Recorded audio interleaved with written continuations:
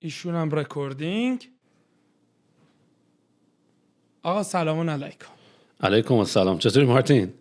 خوبم، شما چطوری؟ منم عالی. خوب. خیلی ممنون از اینکه تو این روز تعطیل وقت گذاشتی اومدی پادکست ما. تو رو بچه‌ها خیلی از من خواستن باهات صحبت کنم، یعنی توی کامنت ها و تو مسیج و تو توییتر و اینا داشتیم که آقا با مارتین اپلای بورد، لقبت هم از مارتین اپلای بورد، با مارتین اپلای بورد حتما یه بار یه صحبتی بکن. و اینکه الانم من خودم خیلی خوشحالم که داشتم باهات صحبت می‌کردم، چون احساس می‌کنم که کلی چیز میشه ازت یاد گرفت الان. و ممنون که اومدی دیگه تو پادکست دیگه. نه خواهش میکنم. به آدمایی هم که تقاضا کردن ازشون تشکر میکنم. دمت گرم. آقا من یه ریز سری بگم مارتین کیه، مارتین چیه، مارتین چی کار میکنه.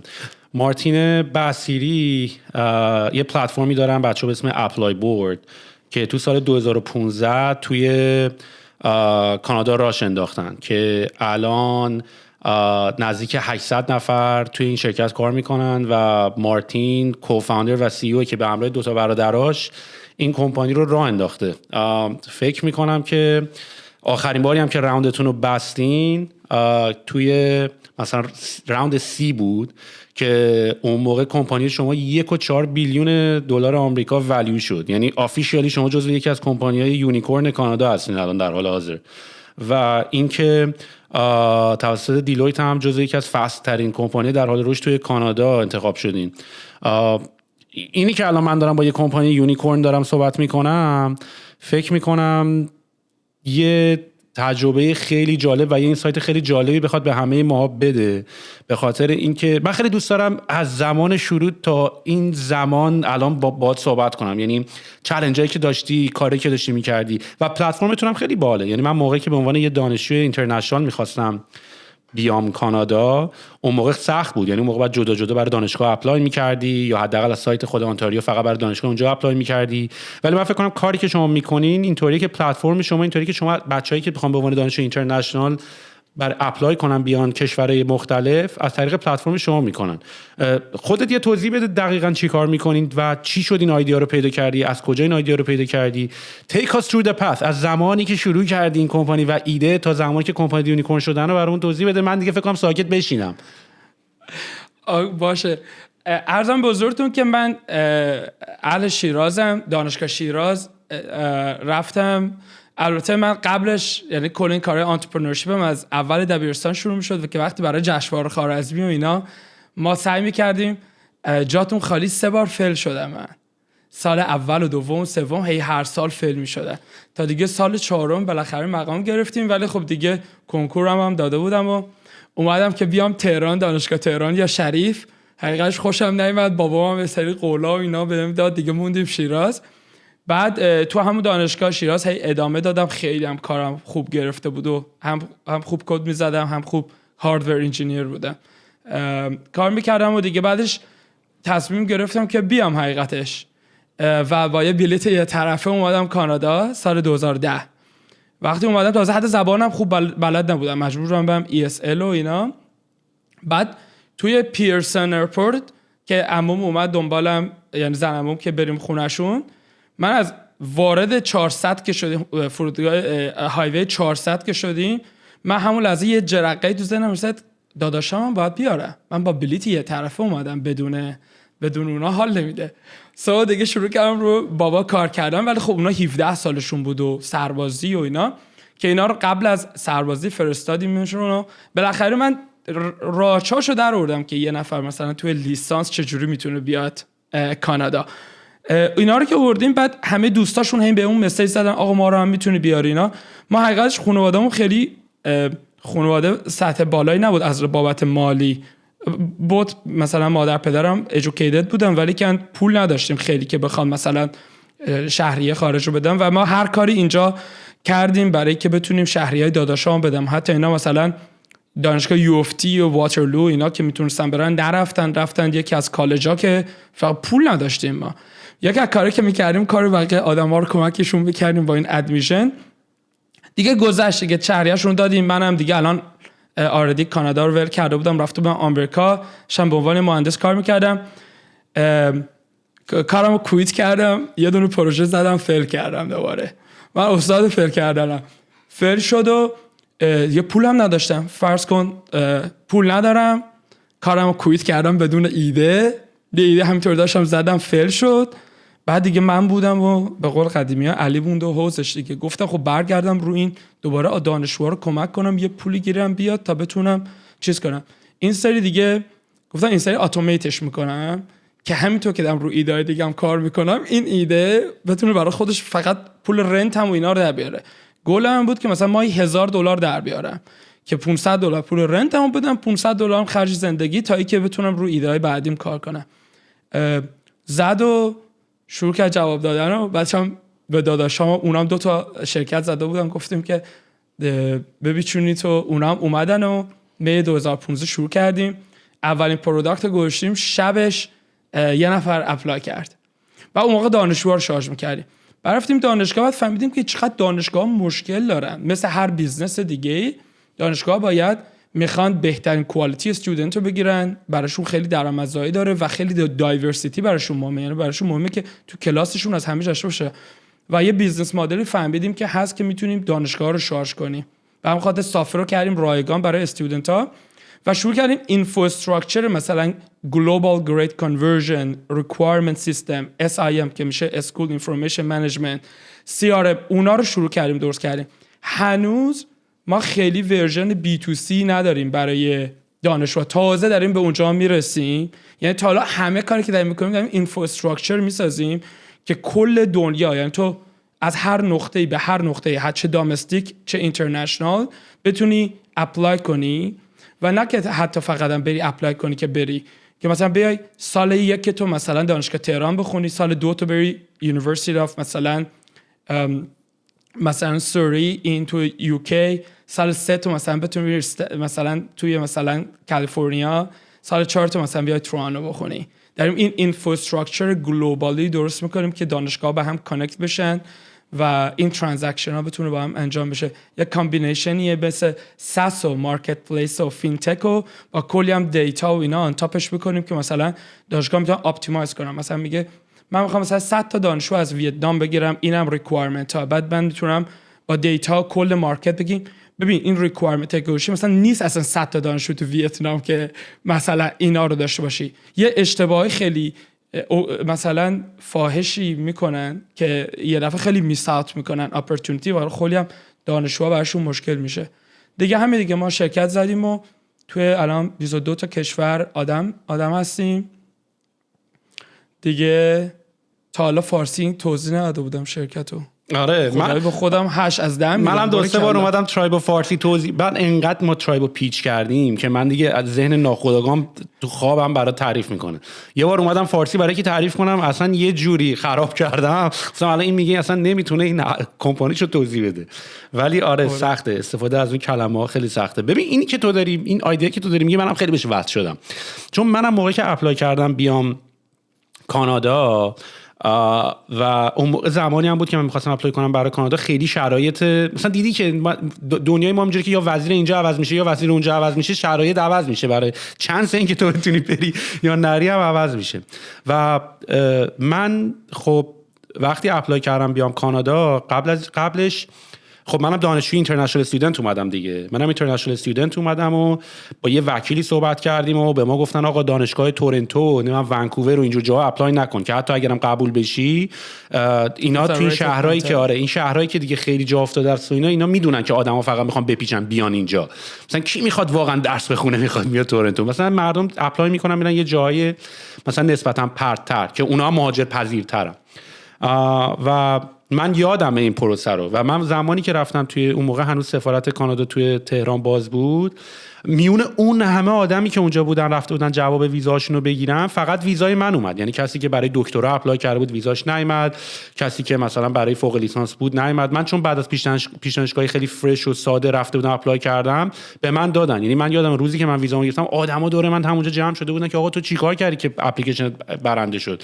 خب که یکی از دلایلش هم مثلا ما میدونیم که توی کانادا و اینجور کشورها هر چقدر جوان‌تر باشی بیشتر براشون جذابیت داره، چون میدونن که دیگه این آدم میاد با سیستم تو بزرگ میشه، با این سیستم بزرگ میشه، با اون سیستم جا میفته. و وقتی من رسیدم اینجا، ببین منم اینقدر همه بهم زنگ میزدن، ازم میپرسن که آقا چه جوری اومدی، چیکار کردی، اپلیکیشن رو کجا پر کردی.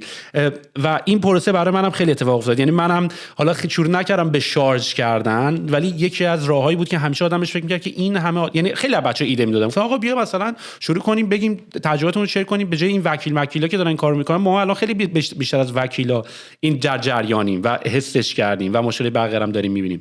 من حتی تا اونجا رفتم، چون من هنوز درگیر این ویزا بازی و اپلیکیشن ها و مهاجرت و اینا هنوز بعد از 12 سال هستم، من رفتم تو فکر این که چرا مهاجرت اینقدر پروسه احمقانه، چرا یه سایتی نیست مثلا تو بتونی بری همه فرماتو شیک پر کنی بذاری تمام دو دیلیجنس تو اینا راحت انجام بشه. یعنی چند وقت پیش داشتم فکر می‌کردم که الان کاری که اپلای بورد داره میکنه که برای دانشجوهاست، برای مهاجرینم میدونی، برای مهاجرینم کاملا میک سنس میکنه یه همچین پلتفرمی. خیلی هنوز دنیا به قول تو میبینی هنوز کار داره، یعنی هر جایی که میری یه کاری بکنی یه سوراخی هست که هر موقع تو زندگی خودت داری مثلا دانشجویی اپلای میکنی، داری مهاجرت میکنی، اینقدر سوراخ میبینی که دوست داری با ایده‌هات این ایده ها رو پر کنی دیگه. یعنی واقعا اگه مثلا 1000 سال من عمر داشتم، شروع میکردم همینجوری که تو دوره بازه زمانی زندگیم که میرم جلو نوت فرم داشتم که آقا من موقعی که برای دانشجویی اپلای کردم این مشکل‌ها رو داشت، خدا کنه یکی بیاد اینا رو حل کنه. من موقعی داشتم مهاجرت میکردم این مشکل‌ها رو داشتم، خدا کنه یکی بیاد حل بکنه. و همینطوری میرفت جلو. حالا تو چه جوری دیگه اینو اتومات کردی؟ یعنی بیشتر از کدوم سمت شروع کردی؟ از این سمت که اطلاعات جامع درست کنی؟ چون تو مدل تو گفتی که اول دانشجوها رو شارژ می‌کردی، ولی مدل الان تو اینطوری نیست، شما الان دانشگاه رو شارژ می‌کنی، درسته؟ بله. بگو برام، بگو الان مثلا تو نگاه کن خطش رو بگو که خطش این البته خب خیلی قبل از ما سعیا کرده بودن، هم وکیلا و اینا، ما هم الان اتفاقا با خیلی از اونها هم کار میکنیم. نگاه اینطوری بود که ما چیزی که فهمیدیم اینه که هر استودنت 200 تا پارامتر داره.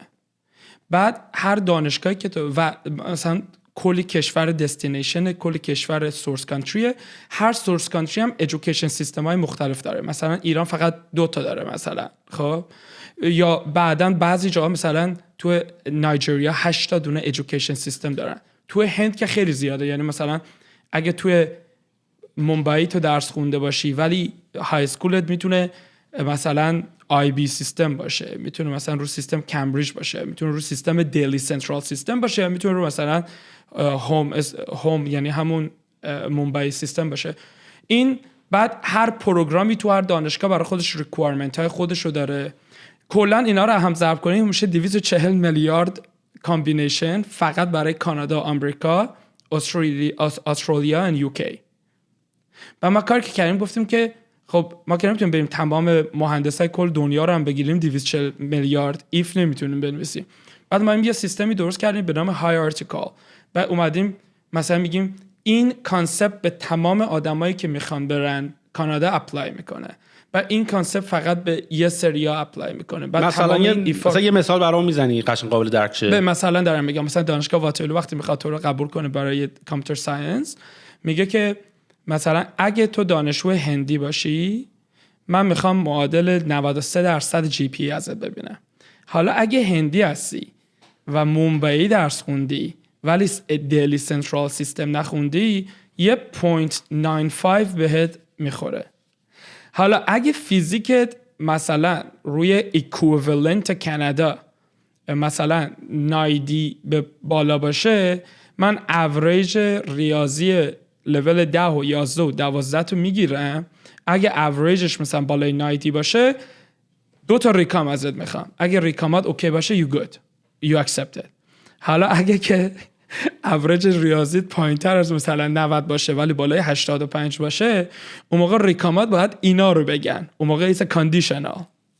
خب حالا بعد میری توی کانتری مثلا ویتنام مثلا جی پی ایشون از 0 تا 10 یا مثلا تو ایران 0 تا 20. حالا مثلا تو ریاضیت شدی 18 و 75، چه شکلی به 93% دانشگاه واترلو کانورت میشه؟ و من یه سیستم دیگه درست کردم، گلوبال کانورژن سیستم. که در دقیقاً اونجایی که تعریف نمیکنه از استانداردهای خودمون استفاده کنه، اونجایی که تعریف کنه دانشگاه مثلا واترلو میگه من برای ایران لینیرلی نگاه میکنم و مثلا برای یه جای دیگه مثلا براکتی کار میکنم. مثلا تو اگه که از 9 تا 10 شده باشی من همه رو 100% حساب میکنم. و این هی مشکل آدما یعنی دانشجوها و وکیلا و خود دانشگاه اینه که این رولا اینقدر زیاد شده که دیگه با عقل انسان نمیتونه بگنجه. به همین خاطر مثلا وکیلا و اینا همه رو میفرستن یکی دو تا دانشگاه که حداقل یکی دو تا دانشگاه برای یک کشور رو بلدن. حالا فرض کن میخوای از یه طرف همه دانشگاه کار کنی، از یه طرف دیگه همه کشورها رو میخوای کار کنی و نه تنها برای بچلر، برای دیپلوما، پست گریجویت، ماسترز، های اسکول و آن تاپش از همون که گفتیم میخوای پردیکت کنید این طرف ویزا میگیره یا نمیگیره. یکم مسئله خیلی باحالیه، ان تو ان مسئله باحاله. اگه اصلا اهل ریاضی اینا باشه کیف میده، برای که مثلا اینداستریه آدم فکر نمیکنه مثلا توی یه اینداستری مثلا یه همچین چیزی دیپ تک نیازه، یه اپلیکیشن میذاری. ببین میگن از انقدر ما هنوز داریم اینفراستراکچر میسازیم، برامون مهم نیست که مثلا سایتمون یو آیش و اینا چه شکلی باشه، بلکه از روز سال 2016 تا حالا ما همش داریم کچاپ میکنیم با کاستمرایی که میان، ما اصلا خرج نمیکنیم رو اد. مثلا شرکتمون مثلا این همه مثلا hundreds of millions داریم مثلا پروداکت میفروشیم، فکر کنم پارسال $25,000 کل اد اسپنچرمون بود، اونم برای هایرینگ و اینا بود، نه برای خب یعنی ارگانیک داریم پیدا میکنین. اینا رو چجوری پیدا میکنن؟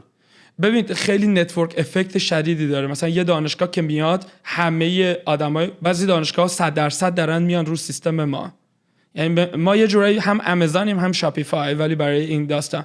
و اونایی که مثلا میان به حالت شاپیفای تمام نتورکشون میاد رو سیستم، بعد اون نتورک شروع میکنه برای جای دیگه اپلای کردن. یعنی خود دانشگاه هم پروموت میکنه شما رو که آقا میخواین اگه بیاین به عنوان اینترنشنال اینجا اپلای کنی، یا طرف اپلای پورت اپلای کنی. یا با ایجنسی ها که کار میکنن، میدونی که مثلا استادی ابراد ایجنسی مثلا همین دفترهای مهاجرت، اونا خیلی میان رو سیستم ما بهشون بک اند میدیم، اینا A تا Z کارشون از رو سایت اپلای بورد میکنه، میان میذاره خود سایت درش میگه کجا قبول میشه، چه داکیومنت هایی باید بده، چه مراحلیه، کی پول بده کی پول نده، همه این کارا رو خود سایت میکنه. چیزی باحالی در اون خیلی چیز باحالیه. اصلا یه چیزی که درست الان که بهش فکر میکنی، ببین اینو تو بعداً الان که بهش فکر الان که آره دقیقاً الان که چرا قبلا اونجوری بوده اصلا، میدونی؟ آره. بعد حالا جالبه که این تکی که ما درست کردیم هر چیز کامپلکسی رو میتونه سیمپل کنه. یعنی ما میتونیم همینو پیاده کنیم روی کل ایمیگریشن فایلز ها، خب، یا میتونیم اینو پیاده کنیم مثلا روی کل مورگیج اینداستری. مورگیج هم داریم تا حالا خونه گرفتی یا نه، همینه. اگه خونه 600,000 تا بود، حالا 20% داون پیمنت بذاری باید اینو ارائه بدی. اگه این بود این همش. من 6 سال پیش تو هم من هنوز من پول ندارم. بعد این کارا رو که مثلا بکنی، البته اختیار داری، شما نزدیک 3 سال پیش ما هستی، شکست نفسی نکن. من خودم چیزم بگید در جریان کارتون هستم، باری که الان خیلی خوشم میاد کاری که میکنه، ولی کلا رو هر چیز کامپلکسی بذاری سیستم چیزی بگیر. یا مثلا کووید شده بود مردم باید اپلای میکردن برای EI employment insurance. البته ما وارد اون کارا فعلا نمیخوام بشیم، ولی راحت با سیستم ما فولی میتونی اتوماتش کنی. خب ببینم یعنی پلتفرمتون هوریزونتاله، یعنی یه پلتفرم هوریزونتال دارین که میتونین ورتیکالای مختلف روش پیاده سازی کنین. هر کاری بخوای، اصلا یه چیزی ساختیم عجیب و غریب به خاطر اون تکنولوژی کانورژنش، یعنی به خاطر اون سیستم تبدیلش. ببین من همه این به خاطر این لول اینطوری که از بالای پرمیت میتونه کاندیشنر نگاه کنه. من روز اول که کمپانی شروع کردیم خیلی با جف بیزوس حال کردم به عنوان CEO. بعد داستانی که چه شکلی سرورهای خودشون رو اوور انجینیر کردن که بعداً بتونن اونو به عنوان یه سرویس بدن و شد most profitable پارت آمازون، خیلی برای من باحال بود. به همین خاطر من روز اول نگفتیم فقط برگاه ما یه کار کن که اگه که فردا یه مثلا یه نفر از بنگلادش هم بخواد بره مریخ، بتونه از تو سیستم ما رد شه. آره. یه داکیومنت داره جف بزوس برای انجینیراش نوشته که اگر میخواین روی آمازون سافتور بنویسین شما اجازه از استفاده از بکدور ندارین. یعنی یه جوری از همون اول داشتن اسکیلبل مینوشتن که آقا هر کسی هم که میخواد سافتور برای آمازون بنویسه، حتی اگرم هایر آمازون هست، عین یه آدمی که انگار بیرون داره مینویسه است و هیچ امکان چون اکسس به کد مستقیم نباید داشته باشی و خیلی سیستمو برای اسکیل آماده کرد از همون اول. دمشون گرم. آره. آدم اینا رو نگاه میکنه میگه چقدر هنوز کوچیکیم ما. ببین دقیقاً، ببین مثلا جف بیزوس همیشه خودش مثلا میگه که من چالنجی که اون موقع داشتم از من ملت میپرسم مثلا اینترنت چیه، میدونی خیلی هنوزم که هنوزه عجیبه مثلا اون ویژنایی که اینا اون موقع داشتن، یا مثلا استیو جابز مثلا این همه کتابی که الان ما داریم مثلا راجع به لین استارتاپ و همین داستانا اون موقع که به این شکل نبود یا به این کانسپت نبود. مسلما شاید حتی کتابای خیلی خفن‌تری بوده ها، مثلا به هر حال داشتن مثلا اونا داشتن انجینیرای خیلی واقعی که توی زمانه خودشون مثلا داشتن یه کاری رو میکردن و استادی میکردن، ولی اینفورمیشن به این شکلی که ما الان اون کوشش و خطایی که اونا کردن رو نداشتن و تا همین الان هم که به ویژنشون فکر میکنی آدم کرکوپرش میریزه که دمشون گرم، چه جوری اینطوری فکر میکردن اون موقع. آره حالا فکر کن مثلا شما در 20 خورده سال پیشو میگی، ببین بین همین ارایی که من شروع کردم کمپانی تا شما شروع کردین، شما 3 سال بعد از ما شروع کردین، خب تو همین 3 سال کلی چیز عوض شده. یعنی به همین خاطر من خیلی به فیوچر اپتیمیستیکم، برای که مثلا من وقتی با سیاوش صحبت میکردم روی فاندریزینگ و اینا، به مثلا 2016 میرفتم فاندریز کنم، یارو اصلا انگار تا ایرانی ندیده بود تو عمرش. مثلا الان مثلا سیاوش میره پیش وی سی ها به من تکست میزنن oh we got another person entrepreneur. من کم خیلی سخت بود مثلا حتی با اینکه 3 ساله، حالا فکر کنم مثلا طرف 30 سال پیش داره یه کاری میکنه، دمشون گرم خدایی. مثلا این خبرها نبود که مثلا الان آره. بهترین تایم برای انترپرنورشیپ. آره ببین بهترین تایم برای انترپرنورشیپ همیشه هم واقعا داره بهتر و بهتر میشه، هم اکسایتینگ تر میشه.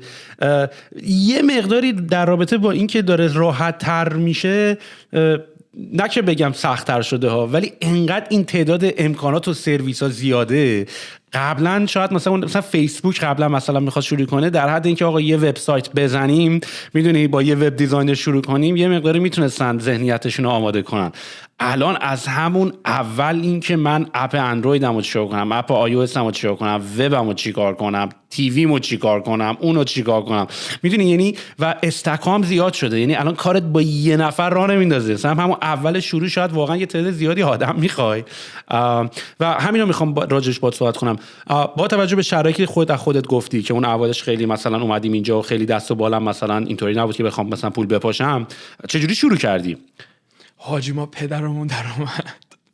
ببین ما سال 2015 می شروع کردیم، تا 3 سال بعدش من $50,000 پیچ میکردم.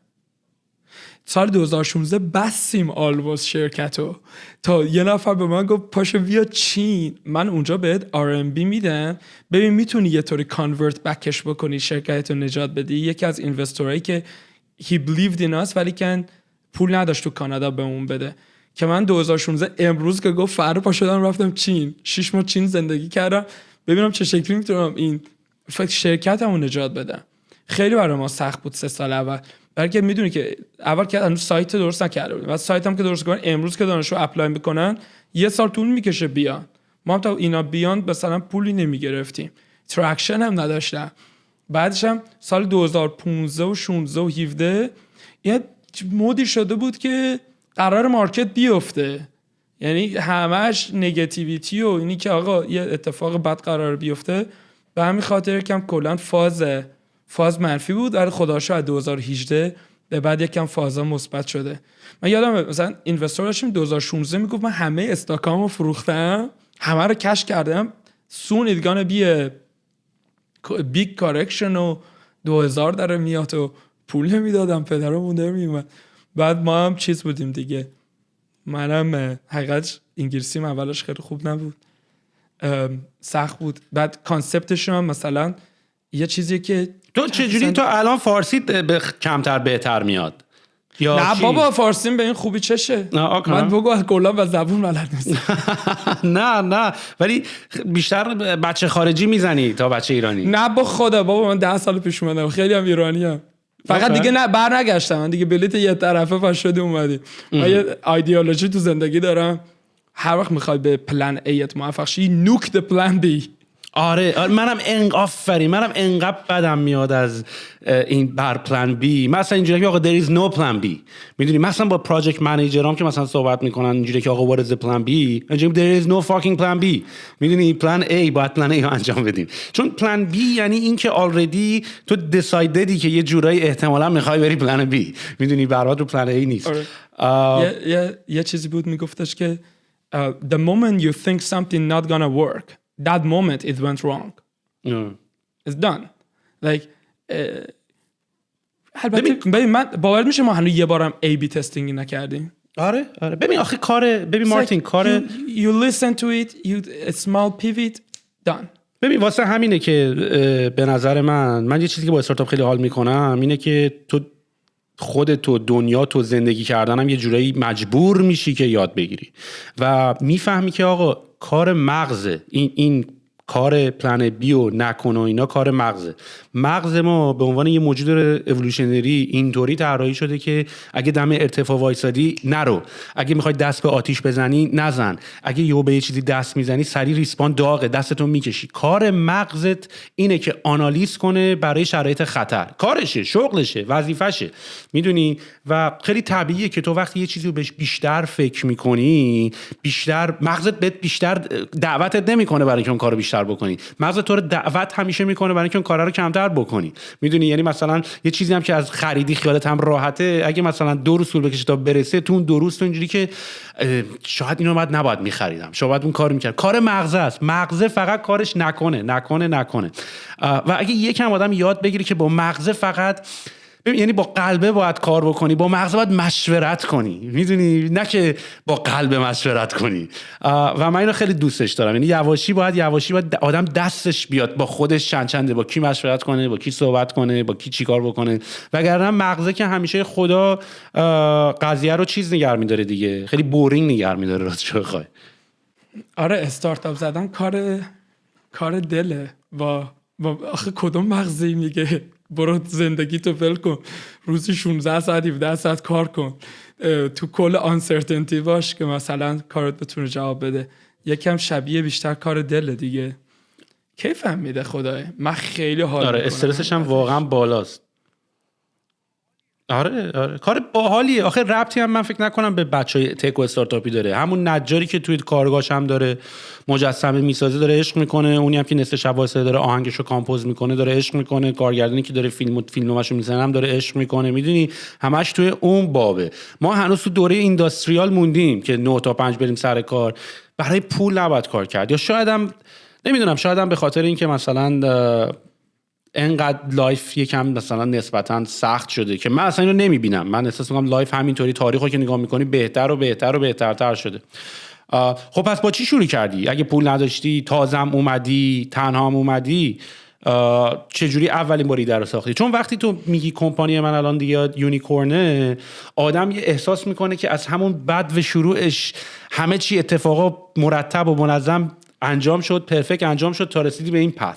یعنی هیچ وقت کسی اون مسیر درب و داغونه که من اشتباه رفتم برگشتم دوباره شروع کردم دوباره رفتم و نمیبینه. چون آدم احساس میکنه خیلی زمان میبره تا بتونه این مسیر یونیکورن شدن و یا یه کمپانی بزرگو بره. واسه همین احساس میکنی بای دیفالت احتمالاً باید تمام تصمیمای درستی بوده، تمام اتفاقای خوبی بوده تا رسیدیم به اینجا. هر بار اگر یه اتفاق میافتاد اونجا که مجبور بودید میون بر بزنی، احتمالاً سرعتتو کم می‌کرد.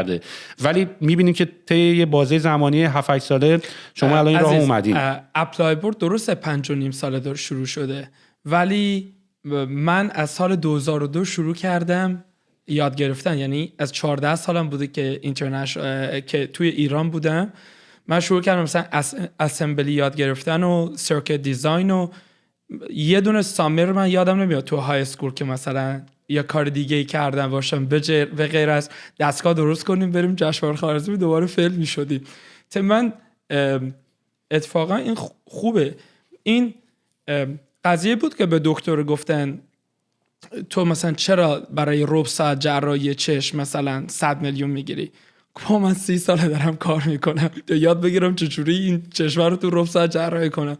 اینم داستان همینه. من از اول دبیرستان هی فیل شدم، هی کار کردم، کلی کار خوب کردم، مثلا کلی مقام گرفتم، از یه برم کلی مثلا کارام جواب نداده و اینا. ولی خب این پارتیکولار برای این اپلای بورد که سال 2015 شروع کردیم اولش سخت بود دیگه. مثلا هایرینگ سخت بود، پول نداشتیم به آدم ها بدیم. مثلا بیشتر مهندس اون شاید $60,000 بود. تو الان خود داری آدم هایر میکنی با $60,000 میتونی مهندس خوب هایر کنی؟ نمیتونی. مثلا من و 2 تا داداشام، من که خونه زندگی اصلا هیچی نداشتم، داداشام با هم دیگه توی یه اتاق یه خوابه زندگی میکردن، توی یه اصلا خیلی همه زندگیمون رو گذاشتیم برای این کار. روزی هم مثلا 15 ساعت 14 ساعت، الان کم شده، مثلا شاید بگم 12-13 ساعت. آخه وقتی میگی لانچ کردیم شب اول اپلیکیشن رو گرفتیم، این احساس رو با آدم میده که از همون موقع خوب شروع شد و فردا شد 2 4 8 10 من سال دیگه 2002 که شروع کرده بودم تو ایران برای خوارزمی کار کردن و برنامه نویسی و دستگاه رو بفروشم، تا سال 2015 اون 13 ساله رو داشتم آماده میشدم از آنترپرنور که این کارا چجوری رو خوب انجام بدم. نه فقط من، خب تیمم خیلی خوبی هم دارم، داداشام هم خیلی جینیسن، خیلی بچهای باهوشی ان. وای که مثلا اونا هم 22 سالشون بود وقتی ما اپلای بورد شروع کردیم، الان 27 سالشونه دیگه. تیم پلی هم هست دیگه به هم دیگه تراست میکنیم. من یه کار میکردم، اون یه کار میکرد. من خودم خیلی سلز میکردم، مثلا اولاش همش پای تلفن بودم تا بتونم یکی یکی آدما رو کانورت کنم. و چی بگم، اصلا سوال درست من الان که میخوام ازت بپرسم اینه، آیا با تک شروع شد؟ یعنی اپلای بورد همونجا یک تک بود و یک پلتفرم بود یا نه اصلا یه بیزینس بود که با تلفن می‌کردیم؟ جمله آوردیم بالا، میگم شب اول یکی ریکوست زد، پشت داستانی چی نبود، بعد رفتیم ببینیم چجوری این پشت داستان رو باید درست کنیم. بعد هی کردیم، دقیقاً. من اصلا میخوام به این برسم، میگم چون حالا یه سری بچه‌ها تو دنیای تکن و اینا لزوما معنیش نیست که با وبسایت و اپلیکیشن و اینا یه کاری کردن. اولش یه ایده‌ایه که تو دنیای واقعی داره اتفاق میفته، مردم دارن اپلای میکنن، دارن زنگ میزنن، دارن سوال میپرسن، دارن فرم اپلیکیشن پر میکنن. اولش از اونجا شروع میشه همیشه، میدونی. یعنی ما هم مثلا تو ایران سفارشان غذا ریحون رو راه انداخته بودیم، ما هم در همین حد بود. واقعا یه سایت بود فقط تو اوردر تو میزدی، ما یه تکست بیس یه سری اوردر میگرفتیم، خودمون میومدیم اینور زنگ میزدیم به رستوران اوردر میدادیم، پولش هم واقعا کارت به کارت میکردیم. یعنی من خودمو به جای مشتری جا میزدم، آدرس اونا رو میدادم، پولش هم از کارت میدادم. اینجوری ما هم رشد کردیم. بعدش که فهمیدیم که اوردر داره میاد و اینا، گفتیم حالا بریم سایت رو یکم درستش کنیم، اتوماتدش بکنیم. اولش اصلا اونطوری شروع نشد. کار درست هم اینه که اولش ببین اصلا چیزی به نام کمپانی تک وجود نداره. کمپانی تک نیست، این کاری که ما می‌کنیم تکنولوژی اینه که یه مشکلی رو حل کنه. خب شما حالا مشکل رو حل کن، خب بعد حالا باید اسکیلش بکنی، حالا یا با تک حل کن یا هر چی. شما اول باید در ببینید مشکل چیه، بعد ببین مشکل رو حل کنی، بعد بتونی حالا اسکیلش بکنی. مثلا آمازون آیا کمپانی تکه؟ وقتی مثلا آمازون از سال 94 تا مثلا 2010 که صرفا همون مارکت پلیسش بود، مثلا حالا میره رو وبسایت سفارش میاره، پشت کاریه که هنوز داره بسته‌بندی میکنه، میاره یکی در خونه دیگه، ربات که بسته‌بندی نمیکرده که روز اول. الانم فکر کنم هنوز آدم میاره در خونه. خیلی این کلاسیفیکیشن ها و اینا رو فکر کنم خیلی بهش مهم نیست. یه کاری به اون آدم عشق داشته باشه که یه مشکلی بتونه از آدما حل کنه. یه یارو بود اسمش نویپ، یا هم رفته اسمشو فامیلیشو، نمیدونم کی بود. یارو میگفتش، یکی ازش پرسید چه شکلی من بیلیونر شم. اینم در اومد گفت برو یه مشکل $10 میلیارد حل کن. برو یه تک کمپانی بزن که مثلا تو یه مشکل 10 میلیاردی ها حل کنی شرکتت میشه 15 میلیارد. اگه مشکل 100 میلیاردی ها حل کنی شرکتت میشه 300 میلیارد. اگه یه مشکل 1 تریلیون دلاری ها حل کنی شرکت میشه 5 تریلیون.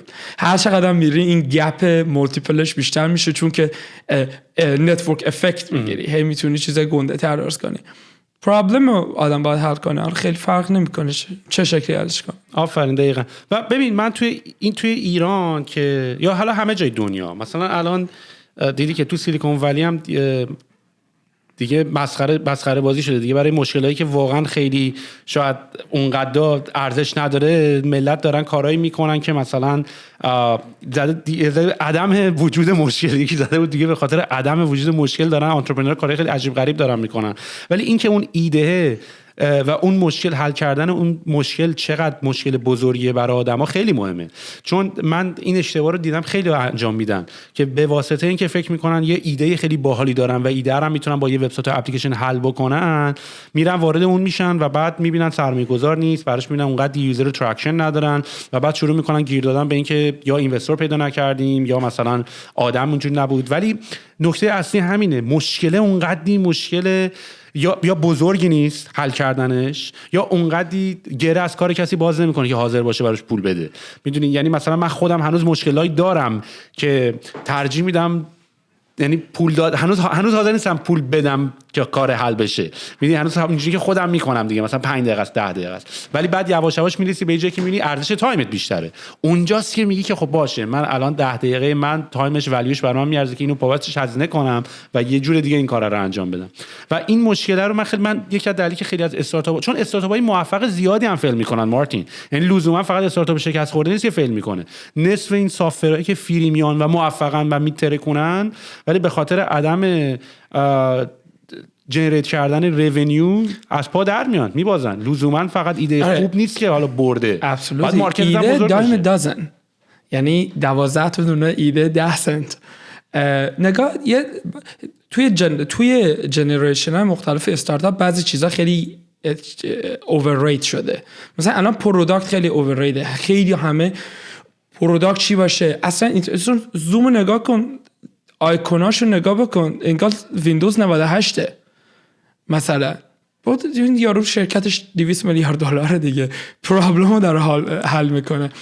و به همین خاطر اون سنس بیزنسی داستان بعضی وقتا یکم آدم‌ها یادشون میره که مثلا آقا اصلا چیزی به نام استارتاپ، اصلا تو درست میکنی یه چیزی که یه مشکلی حل کنی، چه بهتر که با اون مشکله انقدر obsessed بشی به یه پرابلم.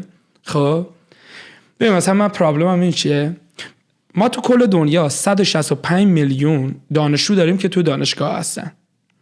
اگه فقط 44% of adult wanna go to school، فقط 44% آدم ها بخوان برن دانشگاه، ما باید 450 میلیون آدم الان تو دانشگاه باشه. مثلا توی کشور مثل بنگلادش فقط 20% میتونن برن. من الان obsessed شدم به این 300 میلیون، خب 350 میلیون که 10 برابر جمعیت کاناداست دیگه. میشه تقریبا روزی 1 میلیون نفر به خاطر نبود اینفراستراکچر نمیتونن برن دانشگاه. خب الان obsessed شدم میگم آقا چه شکلی روزی 1 میلیون رو ما یه طوری حل کنی. و به همین خاطر آنلاین رو شروع کردیم که آقا طرف مثلا از کشور خودش بتونه آنلاین اینجا ادوکییت شه، بتونه مثلا مسترزش رو آنلاین بخونه، بچلرزش رو آنلاین بخونه، تا حدی که حالا امکان داره. کووید هم خب کمک کرد دیگه، همه رو پوش کرد به این آنلاین. مثلا من خیلی نباید به کلاسیفیکیشن ها نگاه کرد که حالا تک نیست پروداکت، خیلی نباید با پروداکت آدم فیل این لاو بشه، باید با پرابلم فیل این لاو بشه. برای که چه بسا سولوشنی که تو میدی و توی مدتی کار میکنه 3 سال بعدش دیگه کار نکنه. چون مثلا هم میگم تو این بلوتوت اسپیکرها خیلی خوب بوده، ولی خب الان دیگه این آمازون و الکسا و مثلا گوگل پاد و اینا اومده دیگه، اونا به درد نمیخوره. یعنی good solution, good product, time sensitive. به همین خاطر آدم وقتی با پرابلم چیز میشه، obsessed میشه، then it doesn't matter how you get it. برای که اون موقع هیچ وقت فرمت ذهنت نیست که من میخوام این مشکل رو حل کنم اینطوری، اصلا اهمیت نداره آقا من این مشکل رو میخوام پشتش بشم بیل بزنم حل کنم. من میخوام با سافر بنویسیم، تومارو خودت میری پول میدی سافر خودت رو دیسراپت کنی، میری یه ورژن بهترش میسازی. یعنی تو نگاه بکنی گوگل و اینا همش همین کار میکنه دیگه، جنگشون با خودشونه. طرف میره میگه آقا بست ورژن بعدی من چیه، برام اونو درست کنم و ریسک میکنه دیگه. مثلا اپل میاد پورتشو میندازه بیرون، دیسکانتینیو میکنه بهترین فروشاشو، برای که میگه you have to risk everything، برای که فقط ابسس هم به پرابلم میشه مشکل. آره و من خودم به عنوان یه پروداکت دیزاینر خیلی این مسئله رو پشت گوش میندازم به اصطلاح. یعنی اینی که واقعا مشکل اساسی ابسس بودن با اون پرابلم است و خیلی مهمه که بتونی این پرابلم رو خیلی خوب آرتیکولیتش بکنی که چیه دقیقاً.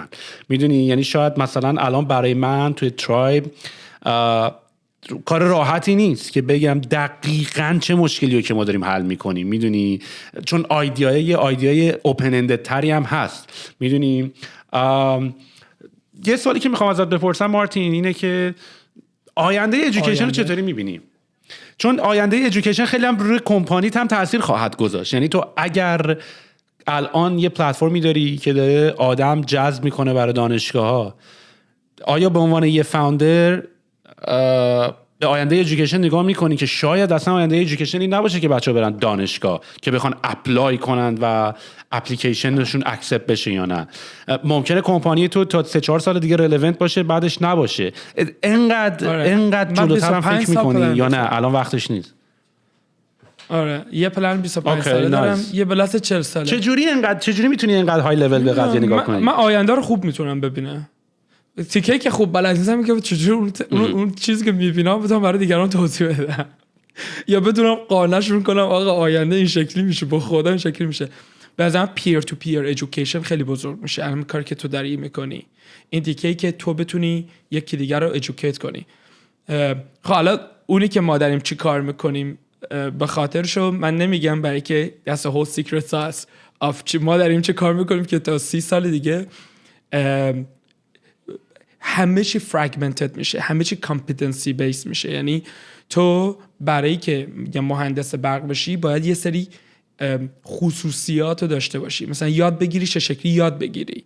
که بزرگترین چیزای دانشگاه نیست که بهت اسکیل رو یاد بده، قراره بهت یاد بده که چه شکلی یاد بگیری، چه شکلی کانسپتی که بالا ولی دادن تا الان به نظر دانشگاه کار خیلی خوب این کار رو انجام دادن. من نمیگم به یاد بدن چجوری یاد. شما الان نگاه آن ایمپلویمنت ریت رو نگاه بکن. وقتی کووید اتفاق افتاد آدمایی که بچلر دیگری دارن مثلا چون 10% اومدن پایین، آدمایی که درس نخوندن 60% اومدن پایین. What does it tell you? Of course. تو اصلا آدمی که دانشگاه رفته مثلا همینجا، مثلا من کلیولند زندگی میکردم، خیلی مثلا با خاطر که خارجی بودم خب خارجی نیدن اونجا، اصلا میشد بفهمی اصلا آدمی که دانشگاه نرفته هنوز ذهنش هنوز خارجی ندیده، هنوز آداب معاش. ببین دانشگاه is multiple of things. One, you learn how to learn. That's the most important thing about university or college or whatever. چه شکلی یاد بگیری. بهت دیسیپلین یاد میده. بفهمی آقا ددلاین یعنی چی، بفهمی تایم کانسترین یعنی چی، بفهمی چون 2 روز دیگه میری سر کار ددلاین همون ددلاینه، فقط با این تفاوت که باید یه چیز دیگه بهت سوشال لایف یاد میده، بهت یه محیط خیلی سیفیه که بهت اجازه میده تو بتونی چیزای مختلف رو پیدا کنی. به همین خاطر خوبه که تو مثلا تو دانشگاه بری سایکولوژی هم بگیری، بری آرت هم کلاس بگیری. خیلی دیگه ریجیدش کردم بعضی دانشگاه، ولی خب خیلی دانشگاه هم اوپنه دیگه. میتونی بری مثلا استنفورد و اینا خیلی اوپنه، میتونی مثلا بری آقا مهندسی برق داری میخونی بری 10 تا مثلا چه میدونم کورس مثلا پزشکی هم بگیری. خب و یه چیز دیگه اینه که بیاد بهت یه نتورک بده.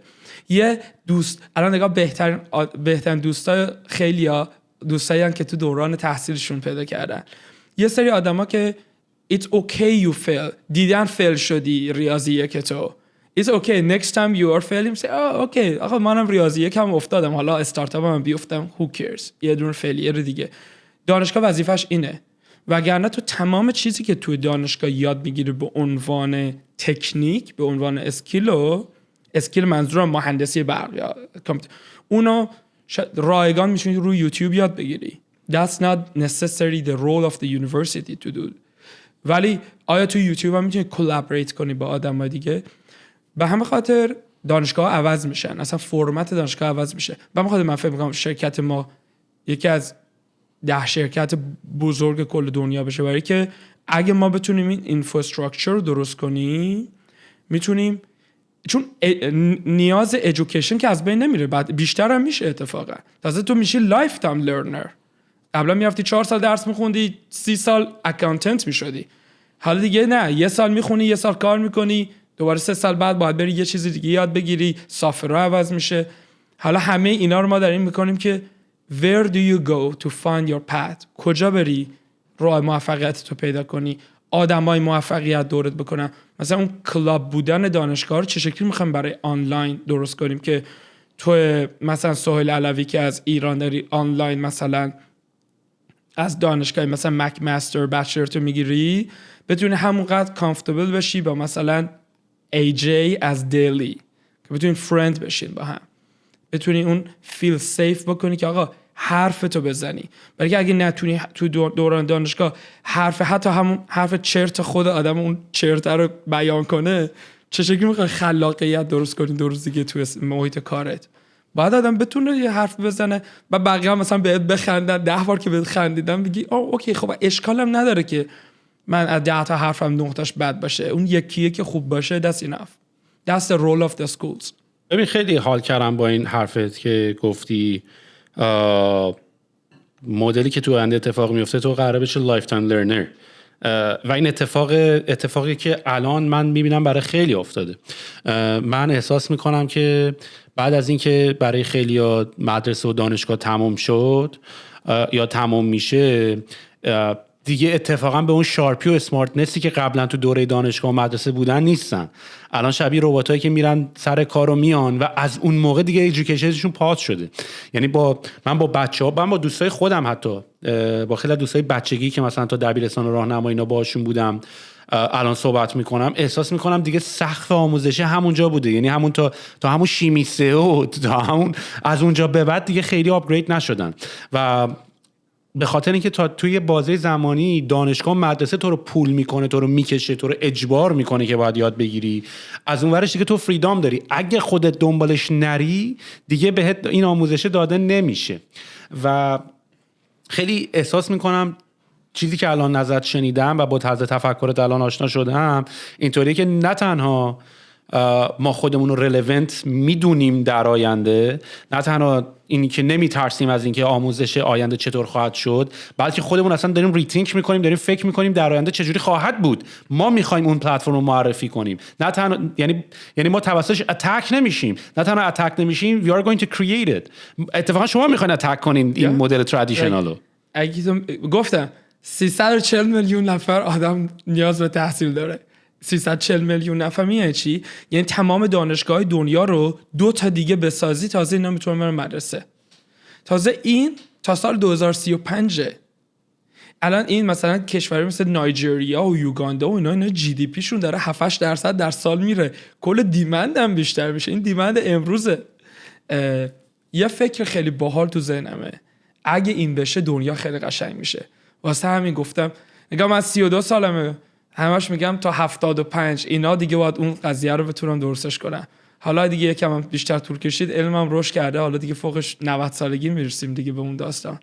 ببین به نظر من هیچ کسی توی دنیا به خاطر ملیتش، به خاطر ریلیجنش، به خاطر سطح فرهنگیش، به خاطر سطح مالی پدر مادرش، به خاطر جایی که بزرگ شده نباید محروم باشه از بهترین تحصیلات. به همین خاطر ما میگیم education is a right not a privilege. و این خیلی مهمه. و ما ابسسیم به این پرابلم که آقا یه نفر نمیتونه تحصیلات بگیره، اونیه که خودش میخواد بدبخت نمیتونه. و ما اصلا برای اون مهم نیست که اون حالا تو فرمت دانشگاه باشه یا تو فرمت 4-year degree باشه یا فرمت بوت کمپ باشه یا فرمت peer to peer education باشه. That's not the problem we're solving. پرابلمی که داریم سالو میکنیم اکسسه. این که همه دسترسی داشته باشن به تحصیلات. چون مثلا تو بعضی کشورها به خاطر مذهبت نمیتونی بری دانشگاه. آقا مگه داریم سال 2021 مگه میشه؟ یا مثلا طرف فقیره، مثلا کشور مثلا نایجریا و اینا، تو پول نداشته باشی رسما خیلی بده. حالا مثلا ایران خدای خوب بود، مثلا دفعه میدیدی دبیرستان میشست درس میخوند میزد میومد دانشگاه تهران، شریف، شیراز اینا میومد زندگیش عوض میکرد. ولی مثلا بعضی کشورها اینم درست نکردن، حتی اون تیکه مثل ایران هم نیست که تو بتونی یه کنکوری بدی حداقل یه سطح لولی داشته باشی. خیلی از کنکور بد میگن ولی خدای کنکور از نصف ایران مثلا تو اون چیز من روی تاپ 50 کانتریز میذارم از بابت ایژوکیشنشون. بعضی جاها خیلی وضعشون خرابه، مثلا ما مارکت شیر بعضی کشورها almost 70%. خوب یا بد؟ بعد خودتو این پلتفرم اپلای بورد حالا در آینده یا تو برنامه‌های فعلیتون فقط حالت اکادمیک تور می‌بینیش، یعنی برای آکادمی و اکسپتنس، یا نه مثلا سافت اسکیل و چیزای دیگه هم بهش به نظرتون اضافه خواهید کرد؟ یا نه حتما شما خودتون واسطه ایژوکیشنه، یعنی ایژوکیشن توسط یه جای دیگه انجام میشه؟ ببین توی دنیا 5 تا دونه دیسراپشن اتفاق میفته. حالا من یه وایت پیپر باید بنویسم بدم که انترپرنورهای دیگه هم بدونن کجا چیز میشه. من میخوام فعلا رو اکسس کار کنم، پیلر بعدی روی اسسمنت و روی فاینانشال اکسس، روی این که مثلا تو بتونی یه مجموعه پول بگیری درس تو بخونی بعداً پول تو بتونی برگردونی. یه سری ایده اونجا داره. روی کانتنت و پرسونالیزیشن میخوام بزنم بقیه دنیا ان شاءالله اونا کارشو بکنن، ما کار اونا رو کانکت میکنیم چون پرابلم خیلی بزرگه. اتفاقا مثلا یه روی شرکتی من اینوست کردیم با اپلای بورد، کریتیک، اونم ایرانیه، محسن شاهینی اگه بشناسی، اون فقط واسه اون اسسمنت این کار کردم. نه کوفاندر قبلی تاپ هاوس بود دیگه، من کمکشون میکنم. آره توی ترایب هم اینوست کردم. اصلا شما رو محسن به من معرفی کرد، من شما رو نمیشناختم.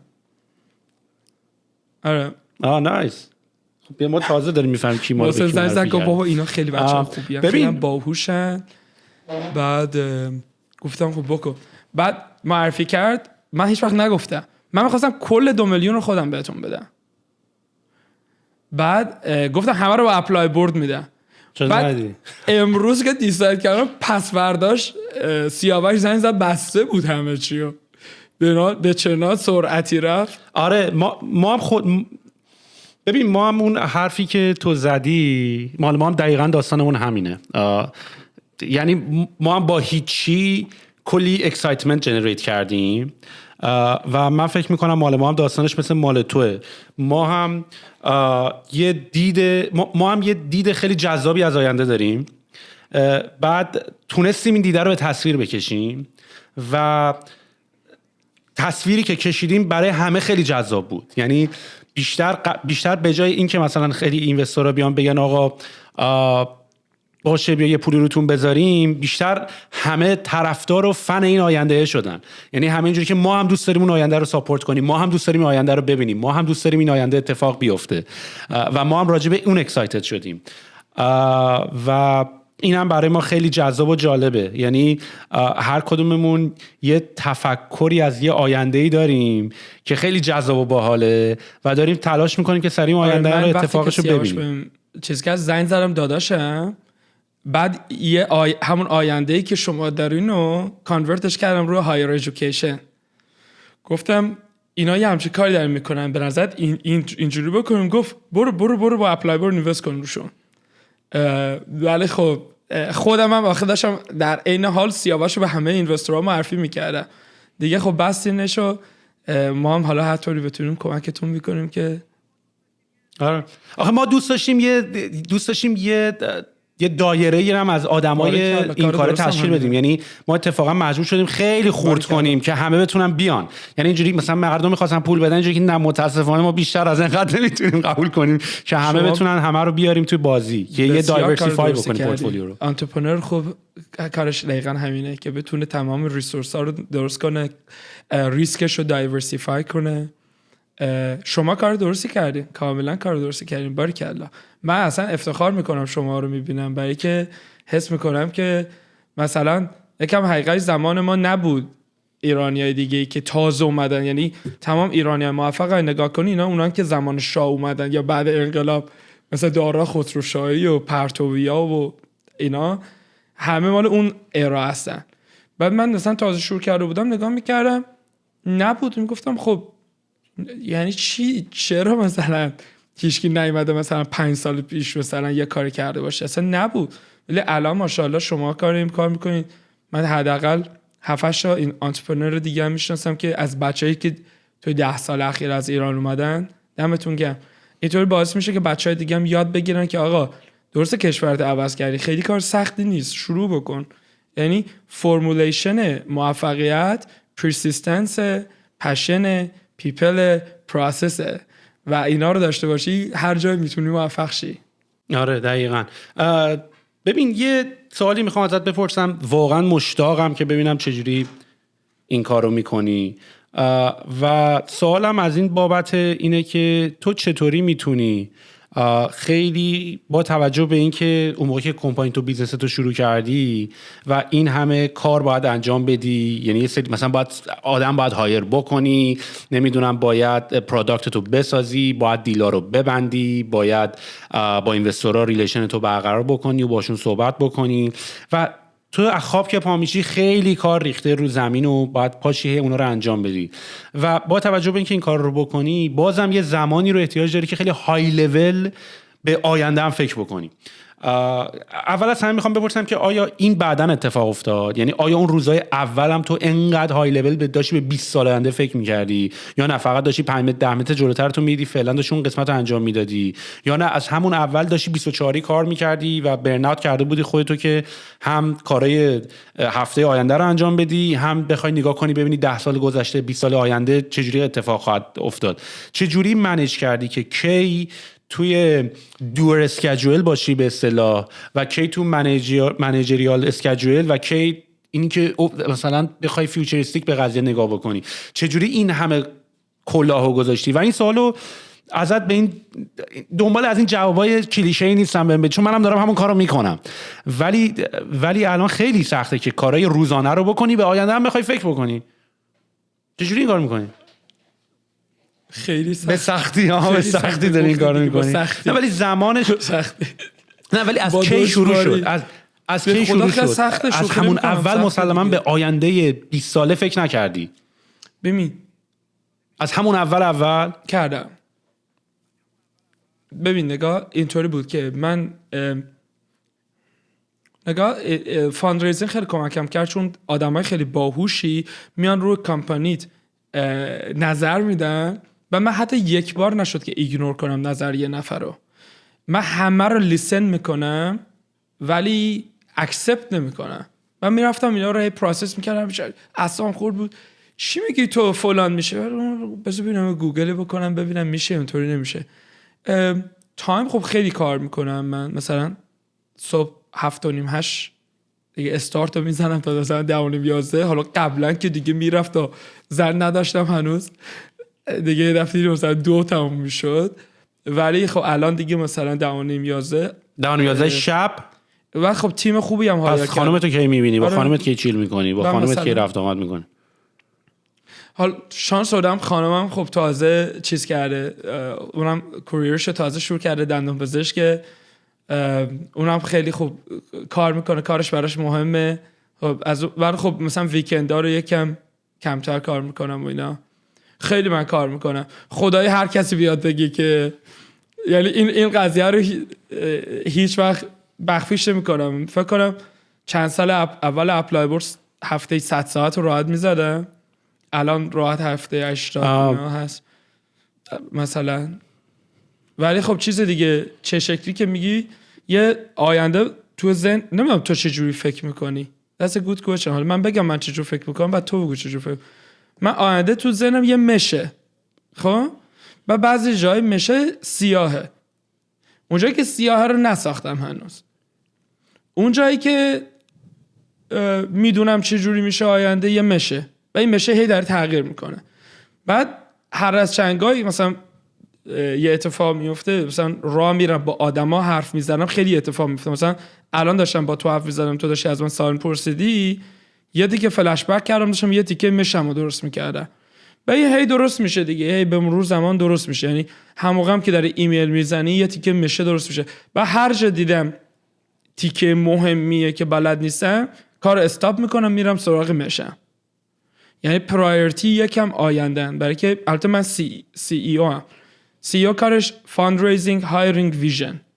خب دو تا داداش دارم، اونا خب خیلی کار اپریشن رو میکنن، اونا ماشاءالله اونا بعد دیگه بهشون میگیم مثلا این تیکه بشه من بلد نیستم، اونا کمکت میکنن، میگن چجور بلد نیستی، اینطوریه دیگه، دو تا چهار تا دیگه و هی با هم خیلی حرف میزنیم. مثلا از روزی مثلا 15 16 ساعت باور کن آن اوریج روزی 2 ساعتش من با دوقلوها حرف زدم. دوقلوها هم هستن. بعد یه داینامیک خیلی باحالی داریم با ستا، هی با هم حرف میزنیم، هی تو ذهنمون از هر کی یه انگل نگاش میکنه، خیلی هم متفاوتیم. مثلا من دوراندیشم پروسس اورینتد نیستم، که داداشم خیلی پروسس اورینتد، فقط باید بهش بگی مسیر میخوام از پوینت A برسیم پوینت B اینه. ببین چه دلداری بزرگی به من دادی گفتی پروسس اورینتد نیستی، چون منم نیستم. ببین من خیلی افتضاحم، یعنی اصلا تمام این کردیتی که الان رو من هست واقعا I felt guilty به خاطر اینکه I don't think I deserve that، به خاطر اینکه من اصلا دیسیپلین ندارم و خیلی تنبلم، ولی معمولا آدمای تنبل خیلی دیسیپلین دارن. یعنی واقعا اگر تنبلی دیسیپلین دوستته، چون تو اگه دیسیپلین داشته باشی بدونی که خواب پا میشی، کی میخوای غذا بخوری، کی میخوای ورزش بکنی، اتفاقا دیگه رو ویل پاور رو من از خواب پاشم ببینم میشه بکنم و اینا، کسی که اتفاقا خیلی تنبله خیلی دیسیپلین بالایی داره. پروسس اصلا افتضاح. مثلا یه جوری من با پروسس مبارزه میکنم، میدونی، و اصلا این چیز جالبی نیست، به خاطر اینکه منم اون فریدامر رو دوست دارم. یعنی اون کیاتیک بتونم فکر بکنم. احساس میکنم پروسس همیشه لیمیتم میکنه، همیشه احساس میکنم که من اگه بخوام آینده رو نگاه بکنم، بخوام اونا رو برم، اینا منو میبنده. و همین موضوعی که گفتی داریم یه اپریشن رو توسط یه سری آدم دیگه انجام میدن، ولی خودت خیلی پروسس اورینتد نیستی. من خیلی دوست دارم بدونم، من میخوام ببینم روتین یه سی او که یه کمپانی یونیکورن اداره میکنه چجوریه. میتونی روتین تو من بگی؟ مثلا صبح خواب اپا میشی رو چی کار میکنی دقیقاً؟ اسکیجول ددلاین الانه، ددلاین پس فرداست، ددلاین یکم روتین روزانه‌ات به من بگو. ببین اصلا فاز این سوالا رو ازت نمیپرسم بگو ما یاد بگیریم با تو آشنا شیم. من میخوام یه تصوری از این که کمپانی تو اون اسکیل روزانه سی اوش چجوریه، رو چیا داره تایم میذاره، که من بتونم از الان رو اون رو اپلای بکنم. آره 2 تا چیزه که فقط فیکسه، ما بقیش همش فلوته. یکی اینه ساعت 7:45 با داداشام یه دیلی سینک میذارم، خب یکی هم ساعت 8:45 با تمام اگزیکیتیو تیم، اون مثلا 5-6 نفر وی پی ها و سی لیول ها و اینا یه کال داریم. That's it. The rest of the day is floating. و اگه فاندریزینگ کار کنم رو اون کار میکنم، خودم اگزیکیوترم اگه فاندریزینگ کار کنم. ولی چیزای دیگه مثلا الان یه کار خیلی باحالی داریم میکنی، تافل دادی دیگه، اومدی خارج تافل دادی دیگه، الان ما آیلتس دادی و مثلا تافل رو ما اینوست کرد، داریم یه کاری میکنیم، تو میای از تو سایت اپلای بورد تافلتو بوک میکنی، هم موقع هم وارد سایت اپلیکیشن میشی. یعنی بعدن حتی نمیخوای تافلتو بری رو سایت اپلای بورد آپلود کنی، یا اگه بری رو سایت تافل بوک کنی تافلتو، وسط راه بهت میگه میخوای اپلیکیشنت هم از طریق اپلای بورد شه. من مثلا این کارا رو خودم دستمو زدم بالا، از لو لول که بشیم با دیزاینر کانسپت رو بگیر، با اون یکی برو کانترکت رو بگیر، لیگال مثلا نگوشیشن انجام بده، خودم هم سلز کردم. ولی دی تو این اسکیلش که میکنم بعد میدمش به آدمای دیگه. آقا این سرشه، این تهشه، این وسطش هم برو خدا خیر رو در بیار. این یه کاری خیلی طولانی مدت بکنم، من I'm not the best for it. بلکه هی میخوام اپتیمایزش کنم و بعض وقتا خب این بعده خیلی بخوای اپتیمایزش کنی. روتینم همینه دیگه، فلوت. پس تو یه فهم صحیحی از خصوصیات خودت داری. یعنی میدونی که مثلا اگه بخوای یه کاری رو بکنی اینقدر روش وقت میذاری، اپتیمایزش میخوای بکنی، اون آدم خوبه برای اون کار نیستی، چون شاید بیش از نیاز اندازه براش وقت بذاری. بستگی به کارش داره. مثلا یه کاری مثلا فاندریزینگ یا مثلا مثل همین پروژه های مثلا 5 سال آینده میرم تا دونه پیچاشم خودم فکر میکنم. حتی اینکه مثلا من یه استراتژی 5 ساله که نوشتم برای اپلای بورد، یه داکیومنت مثلا 10 صفحه‌ای شاید بگم 1 ماه وقتمو گرفت. دونه کلمات رو فکر میکردم، مینینگش رو گوگل فکر میکردم. اگه یه نفری من اصلا مردم، فرض کن اصلا مارتین فردا بمیره، یه نفر 5 سالگی اومد توی شرکت اینو بهش بدم بخونه، آیا اون میتونه این چیزی که من دارم میگم و فکر کنه یا گیج میشه؟ هی میرفتم دوباره مینوشتمش. ولی یه چیزی که مثلا دیگه آدما باهوشتر از منن دیگه، بهشون میگی خودشون میگیرن. من تیممون هم خوبن خدایی، یعنی خوب هایر چجوری هایر میکنیم؟ این چون قبل از اینکه شروع بشه داشتیم راجع به هایرینگ صحبت میکردیم با هم. چجوری هایر میکنیم؟ ببین من آدمی هم که گات آدما رو خوب حس میکنم. خب بعد میدمش مثلا آدمای دیگه که داریم، مثلا بعضیا مثلا اینتگریتیشون رو خوب حس میکنن، مثلا در میارن. همیشه چند نفر با هم دیگه هایر میکنیم. مثلا خب خیلی هایرینگ های شرکت من کردم دیگه، بعداش به خاطر من و خوباش به خاطر دیگرانه. ولی خب یه نفر رو ببینم خوبه دیگه روش کلیک میکنم دیگه. مثلا پامشم با ماشین میرم در خونش تا جاور چقدر براشون وقت میذارین تا ترینشون کنین یا همون موقع، مثلا روزه اول؟ ببین الان تو کمپانی خب تو یه اسکیلی هست که اصلا خیلی چیزا جا افتاده آلردی، پروسسات خیلی مشخصه، ولی اون روزای اول انتظار داشتی که یه سری آدم بگیری که خیلی سینیورتر باشن و باحال باشن، بیان به تو بگن چی کار بکنی. چون تو که نمیتونی سوپرمن باشی، جک آف آل تریدز باشی، بگی همه کارا رو من بلدم، حالا 3-4 نفر آدمم میگیرم تو روز. چون تو روزهای اول یه آدم میگیری که کارتو راه بندازن، کمکت کنن که تو وقتت خالی شه بری کارهای دیگر رو بکنی. ولی تو اون روزهای اول شاید نتونی آدمای فوق العاده سینیور بگیری. اون وقت باید کلی وقت ترینینگ هم براشون بذاری. یعنی نه تنها گرفتن آدما برای تو تایم باز نکرد و فضای بیشتری باز نکرد و فریدام بیشتری بهت نداد، حالا یه 3-4 تا میتینگ دیگه هم به زندگیت اضافه شده، یه 4 تا ترینینگ و فیدبک سشن اینا دیگه هم اضافه شده. اینو و اینم اینطوری میتونی ببین، شاید حتی درست باشه که جواب منو بگی ارلی دیز اینجوری بودیم، وسطاش اینجوری بودیم، الان اینجوریم، چون استیج کمپانی‌ها فرق میکنه دیگه. ولی تو هایرینگ تایم برای چون ترینینگ خیلی مهمه دیگه. ولی اون آدما آیا انقدی سینیورن که اونا ما رو ترین باید بکنن یا ما باید اونا رو ترین کنیم؟ چون من اگه بلد بودم که خودم میکردم اون کارا رو دیگه، رفتم یکی رو هایر کردم اون برای من بکنه. آره من با اتیتیود آدما کار میکنم. من یه فرد هایر میکنم آیا میتونه یه چیزی که بلد نیست رو یاد بگیره؟ به همین خاطر تقریبا 80% آدما کاری که میکنم من سورپرایز میشم انقدر خوب انجام دادن. یعنی بعضی وقتا اتفاقا با داداشم سر همین بحثم میشه، بحث یعنی خوبی، مثلا یا واجی چقدر خوب داره کار میکنه این یارو. نه حالا اینقدر خوب نمیکنه مارتین دیگه، اینقدر تعریف نکن. معمولا آدما منو سورپرایز میکنن تو خوبی، ولی اگه ببینم دوزارشون نیافتاده، مثلا دارم میگم فرض مثلا یه نفر گرفتم بیزنس استراتژی میخوام همین تستر انجام بده، مثلا به یارو مثلا میگم نگاه من روزم پیچیده است، ساعت مثلا 10 شب که کارم تموم شد تا 12:01 هر وقت شده من برات توضیح میدم، مطمئن میشم دوزاری همه افتاده، اونو اصلا شورت نمیکنم، یعنی اصلا سعی نمیکنم حالا برو خودت بفهم، نه اونی که فهمیدم بعد به یارو دیگه ولش میکنم، خودشون میتونن یاد بگیرن. معمولا اول اشتباه میکنن دیگه، اول کار دیگه همه اشتباه میکنن، به همین خاطر یه نفر دیگه داره که کارش چک کنه.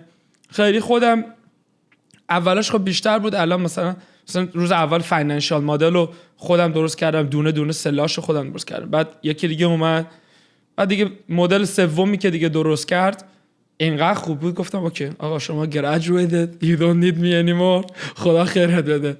من almost اگه الان مثلا من دیگه تو کمپانی نباشم فکر کنم همه چی به چرخه همه چی رو این بهترین این شب راحت سرتون میذاری میخوابی به اصطلاح دیگه به هم خاطر آره راحت هیچ وقت ببینم خوابم نمیزنم.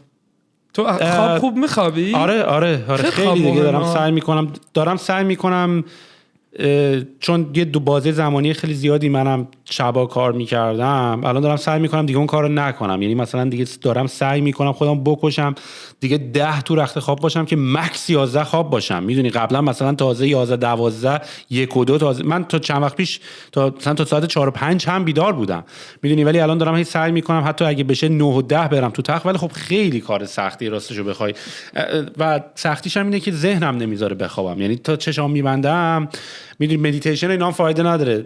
وسط مدیتیشن هم دوباره میزنم تو خاکی.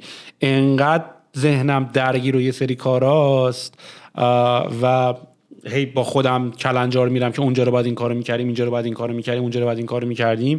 یه مقداری خوابیدن سخته چون هنوز به اون مرحله‌ای که اگه من بمیرم هنوز شک دارم اگه من بمیرم اونجا اگه منم رسیدم به اونجا منم اون کارو انجام میدم. ببینم مگر الان اینجوری نیست این روند که الان تو 3-4 ساعت پروداکتیو بتونی فکر بکنی به هزینه که 10 ساعت کار بکنی. یعنی تو ببین چون من مثلا تجربه شخصی رو بگم مثلا من کاگنیتیو ابیلیتیم کم میشه من خسته میشم من باب مثال. سیاوش نه مثلا سیاوش رو دارم میبینم که تو طول روز فلت انرژی لولش اوکیه داره با همه کار میکنه صحبت میکنه حرف میزنه. تو چه جوری؟ من اینطوریه میره بالا واو این وری شد دیگه یعنی تو 10-12 ساعت آره. شارپ کار میکنی؟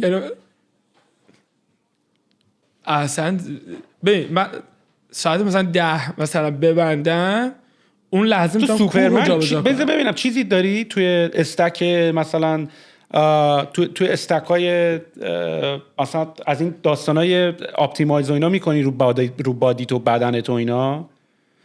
خب how do you spend خب چجوری این الان رازه رخت خواب 3 ساعت خب ببین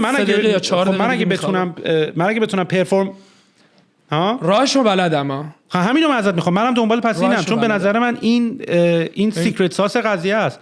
چون منم اگه بتونم تایم روزمو افیشنسی که مثلا بعضی از ساعتو دارم مثلا خسته نیستم و داشته باشم منم میتونم بیت بکنم هر کسیو. نگاه کن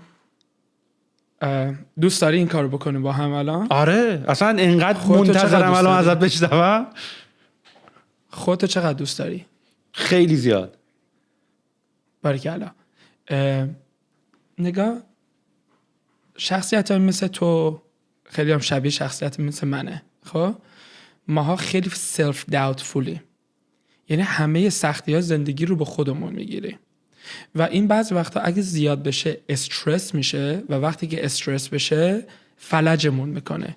وقتی فلجت میکنه پروداکتیویتیت میاد پایین. وقتی که پروداکتیویتیت بیاد پایین پروداکشنت میاد پایین و این نگاتیو فیدبکی میخوره در حقیقت میشه تو کنترل میشه پوزیتیو فیدبک. پوزیتیو یعنی سیستمتون آنستیبل میکنه و میری اصلا میپوکی میگه آقا دیگه نمیخوام یا میریزه به هم.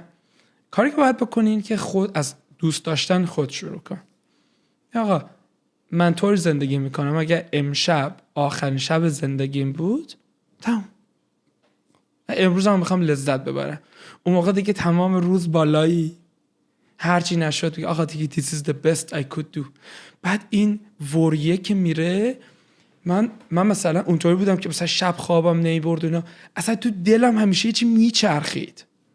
الان ریلکسم مثلا ساعت مثلا شما 11 بد تایممه 11 که خوابیدم خانومم به من میگه تو بچه‌ای برای که مثلا 3 دقیقه یا 4 دقیقه بعد خوابم بعد دیگه هم از خواب بیدار نمیشم ساعت مثلا 6 و نیم 7 یه دفعه بیدار میشم دنیا روشن شده. خب این خاصیت از روز اولم داشتی یا نه بعد از اینکه دیگه کمپانی درست شد؟ 3 سال اینطور شده. خب ولی بعد از اینکه توی کمپانی هم یه احساس سیفتی داشتی اینجوری این اتفاق افتاد؟ نه اتفاقا هیچ وقت احساس سیفتی هیچ وقت فرقی نکرد، برای که اتفاقا گیمت بزرگتر میشه. اون موقع 3 میلیون پول مردم دستت بهت اطمینان کردن، الان من 250 میلیون کانادایی پول گرفتم از مردم. خب اون موقع 10 تا کارمند داشتی که می‌خواستی لیاف نشن، من الان 800 تا کارمند دارم. خب اینا زن دارن، بچه دارن، شوهر دارن، مسیر زندگیشونو. هیچ وقت بارت رو دوشت کمتر نمیشه. ولی یه موقع با خودت من چه اتفاق افتاد 2-3 سال پیش شروع کردم با خودم کنار اومدن که چه جالب، تو این چیزا چقدر خوبی، تو این چیزا چقدر بدی. بعد مثلا آدم مهربونی هستی، مثلا آدم بدی نیستی. حالا چون آدم بدی نیستی مثلا حالا یه کار بدم کردی دیگه اشکال نداره دیگه، حالا خیلی نمیخواد رو خودت سخت بگیری. بعد این ریلکست میکنه، ریلکس که بشه پروداکتیویتیت میره بالا، پروداکتیویتیت که بره بالا پروداکشنت میره بالا، کارت هم زودتر تموم میشه. و من کلا مثل تو هم اصلا نمیخوام کار بمونه رو زمین. من هر وقت میدیدم که کار نمیمونه رو زمین، راید و میفهمیدم که باید هایر کنم. نمیذاشتم داخل خره برسه رو سینم، بعد مثلا دیگه مثلا اینقدر کار زیاد باشه که دیگه فلجم بکنه. نه این آنسکیلبله، این دیگه نمیتونم، یعنی تا ابد نمیتونه این قضیه من باشه. و یه دفعه دیگه مثلا من روزی آن اوریج 3 یا 4 ساعت فقط میخونم، یا میخونم یعنی دارم یاد میگیرم، یا حالا پادکست خیلی کم، ولی مثلا کتاب، یا مثلا با کاستومرام حرف میزنم، یا مثلا زنگ میزنم چطوری، چه مشکلت چیه. همیشه دارم سعی میکنم اپلای بورد رو دیسراپت کنم. یا آقا بخوام الان با نالج الانم دوباره اپلای بورد بسازم چه جوری میسازم. یا اینکه میرم 20 سال جلوتر میگم خب 20 سال دیگه آقا مردم کی گفته میرن 4 سال دانشگاه، خب اون موقع اینطوری میشه یا اینطوری میشه، و میرم درش میارم. روز مثلا 3-4 سال این کار میکنم، با آدما حرف میزنم. خیلی یه تیکه‌ای که خیلی کمکم کرد، قبلش خیلی نگران بودم آدما جاجم کنن. آقا من اینو بگم نه که بگن مثلا چه میدونم مارتین یه همچه حرف زد. آقا بی خیال بدازش بیرون، هر کی میخواد آقا بیان همه دنیا بیان بگن مارتین اصلا بدترین آدم دنیاست. من که خودم میدونم آدم خوبیه، من که ته دلم میدونم برای چی دارم این کار میکنم. مثلا ناراحت میشدم وقتی مثلا شروع کرده بودیم مثلا 10 میلیون ریس کرده اینا، حرف میکردن دیگه الان مثلا دیگه حتی مثلا بعضی وقتا به غیر از صمیمیترین دوستانم که میشناختنم، حتی دوستای مثلا فکر کنم زنگ میزد یارو میگه واجی دیگه مثلا الان لامبورگینی ها رو پارک کرده دیگه، مثلا رفتی 200 میلیون گرفتی و من ماشینم ندارم. لامبورگینی چیه مثلا؟ اول خیلی برام مهم بود چه جوری فکر میکنم. بعد گفتم بابا من یه بار زندگی میکنم، بچه‌م یه روزی میمیرم دیگه، حالا یا 30 ساله میمیرم یا 60 ساله یا 90 ساله، دنیا رو اونطوری که خودم میخوام میسازم. بعد دیگه اینطوری که فکر کردم دیگه نه از کسی آنچنان توقع کردم، خب نه خیلی از اونایی که بهم توقع کردن خودم اذیت کردم. بعد دیگه شبا راحت‌تر خوابیدم، شب که خوب میخوابم تو طول روزم چیزه.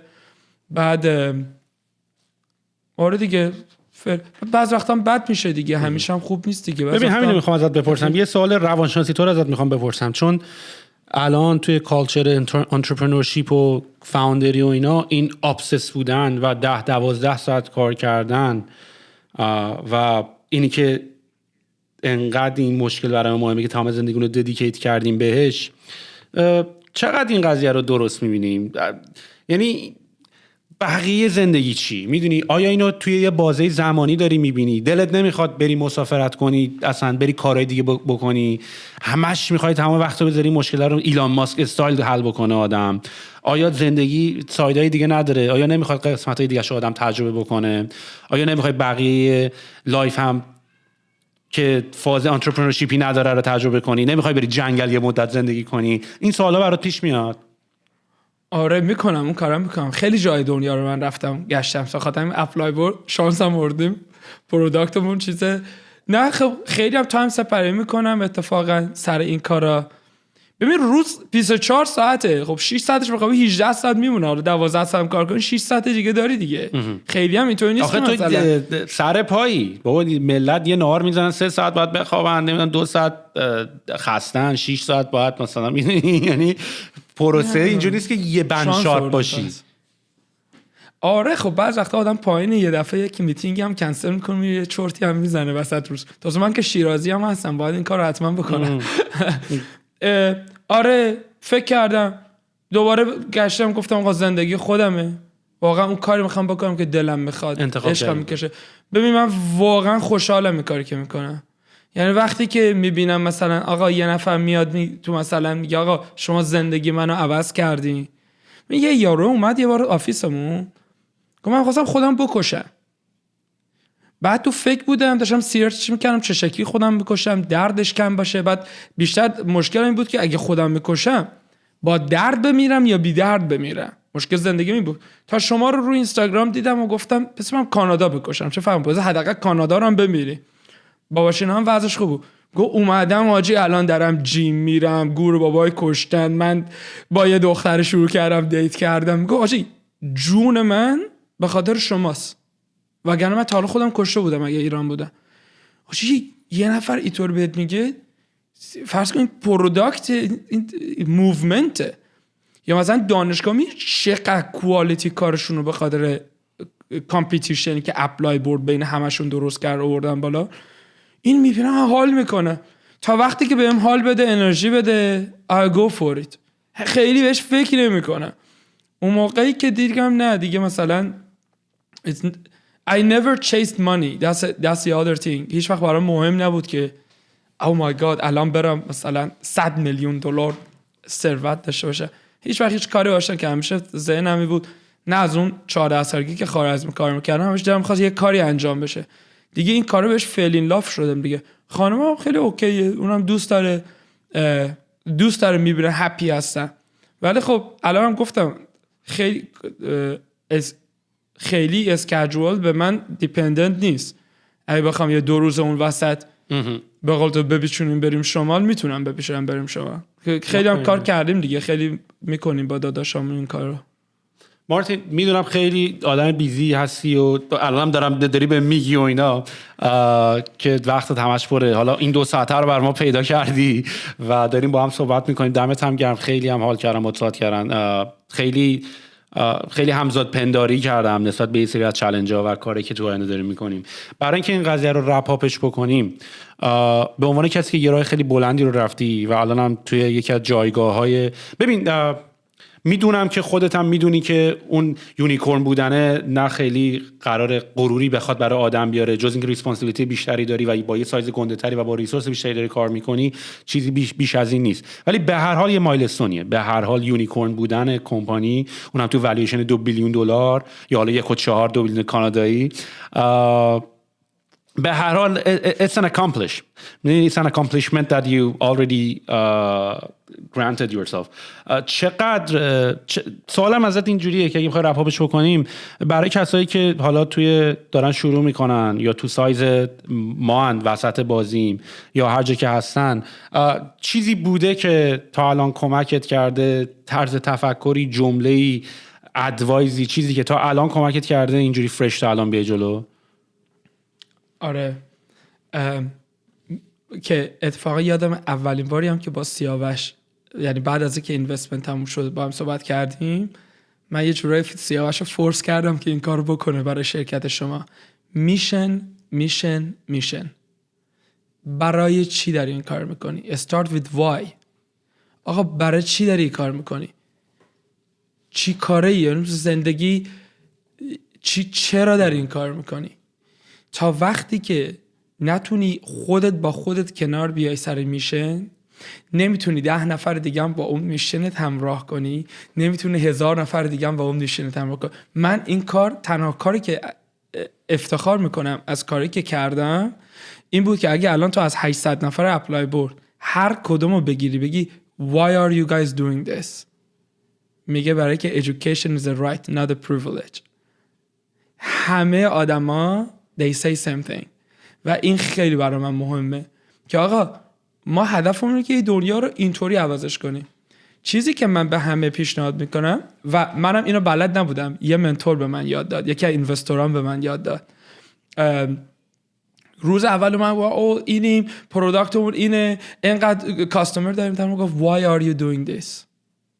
هی پرسی 2 ماه با من کلنجار رفت و منم مثل یک اسب چموش رام نشده رام شدم. با کی؟ با ایده خودم. او به من نگفت دنبال چی هستی، گفت ته دلت ببین دنبال چی هستی. من ته دلم به این رسیدم که اگه بتونم زندگی یه نفر بهتر کنم با آرامشی که میخوام میرسم. و از اون لحظه که این کار کردم بعد هدفم شد چه شکلی 30 نفری که اون موقع تو کامپانی داشتیم و آوردم همه رو با این ویژن کردم و بعدش هم دیگه ادامه پیدا کرد. این برزمان هر کسی هر جای زندگی که هستین 12 سالته 14 سالته آنترپرنوری دکتری هر چی هستی اینو یه بار باید با خودت کلنجا بری. آقا چند مرده حراجی چی کاره هستی تو زندگی دنبال چی هستی؟ این فکر کنم بهترین چیز. خیلی هم یه حرف دیگه هم بهت بزنم، شما خیلی آدمای باهوشی هستین. من مثلا تو رو میبینم حقیقتش نه مثلا چجوری بهت بگم، مثلا شما رو میبینم خیلی خوشحال میاد، میگم چقدر باهوشن، چقدر مثلا نسل شما باهوشین و اینا. چند سالته تو؟ البته 32 هفته دیگه 33 سالم میشه. نو وی، منم همینطور. پس نسل ما نسل خودت داداش. نه منظورم آره نسل همین ایرانیایی که جدیدن اومدیم اینجا. آره همین نسل خیلی من خوشحالم حقیقتش، نه فقط واسه ایرانیه، واسه اون هندیایی هم که در میان. اصلا این بچهای بین 20 و 30 اینا خیلی آدمای روشنیه. من فکر کنم آینده دنیا خیلی خوب میشه. حساب بکن مثلا تو یه زمانی میشی 10,000 کارمند داری، خب تمام این کلماتی که داری میگه آقا زندگی این چند نفر رو جابجا میکنه، میبینی همین الان چند نفر ازت پازیتیو انرژی گرفتن برای کاری که داری میکنی. این برو با خودت مثلا باید نگاه کن چی کاره هست تو زندگی، دنبال چی هستی، چه چیزی هست و اینو بعد تو میتونی به دیگران کمک کنی، چون آدمای مثل تو اینفلوئنشالن، میتونن بقیه رو هم کمک کنن. و من آدمای مثلا تو رو میگیرم، مثلا آدم مثل تو رو میبینم خودم انرژی میگیرم، میگم بابا دمتون گرم، مثلا آجی بار is so high، باید بیشتر کار کنم و بتونم این کار کنم. منم راستشو بخوای این صحبت‌های من صحبتایی که من خودم میکنم با طرف مقابلم که یاد بگیرم، میدونی، یعنی اینترویوش نمیکنم و احساس میکنم که شیر کردنش خیلی میتونه مفید باشه، چون چیزی که خودم دوست داشتم خودم داشته باشم. اینی هم که راجع به دنبال وایت بگرد، دنبال چرات بگرد، من چند وقت پیش با اینکه مثلا من تازه احساس میکنم خیلی کلاریتی هم دارم، خیلی شفافیت دارم راجع به وایم، ولی دیدم یه بار خسته شده بودم از داشتم هایرینگ میخواستم بکنم و اینا، کلی رزومه و اینا بود و خیلی خسته شده بودم. یه 3-4-5 روزی بود که نشسته بودم فکر کنم و گفتم دیگه دلیل خستگیت اینه که تو از خواب الان پا میشی نمیدونی چرا داری این کارا رو میکنی، تو دوباره باید ریویزیت کنی وای تو. الان دوباره من باید برگردم عقب و وایمو ریویزیت کنم، چون اگه وایم کلاریتیش دوباره برام روشن شه، اگه واقعا جلوم باشه دیگه این کار خستم نمیکنه. یکی دلایلی که من الان خسته شدم و یکم فرسوده شدم اینه که چرای از جلو چشم رفته، میدونی، فراموش کردم که برای چی دارم این کارو میکنم و هر از گاهی تو باید برگردی و دوباره این قضیه رو ریویزیت بکنی و هی هم باید بکنی و به قول تو سی او همون اینکه چراغ گرفته جلوش داره میره جلو و هی برمیگرده عقب، میگه آقا دارم میبینمش، هنوز اونجاست، هنوز اون آیلنده اونجاست، هنوز جزیره اونجاست، دارم میبینمش، یک کم دیگه و هی وگرنه همینجوری یه سری آدم پیاده دارن پشت راه میرن نمیدونن کجا دارن میرن، خب بعد از یه مدتی خسته میشن دیگه، همه وای میزنن دیگه، آقا اصلا واسه کجا داریم میریم، اصلا چیکار داریم میکنیم. و خیلی مهمه هر چقدرم که بیسیک و ساده است این موضوع، ولی این چرای خیلی خیلی خیلی مهمه و من حتی هنوز فکر میکنم که باید آرتیکولیتش بکنم، یعنی هنوز فکر میکنم میدونم چی میخوام، ولی هنوز این که بتونم توی یه جمله خیلی بذارمش که هر بار که نگاش میکنم و میخونمش کمکم بکنه، هنوز یکم تا اون کار داره و ازت ممنونم که اینو دوباره گفتی. خواهش میکنم. چیه تو زندگیت که وقتی اون کار انجام بدی یا بهش فکر میکنی همچین دلت قش میره؟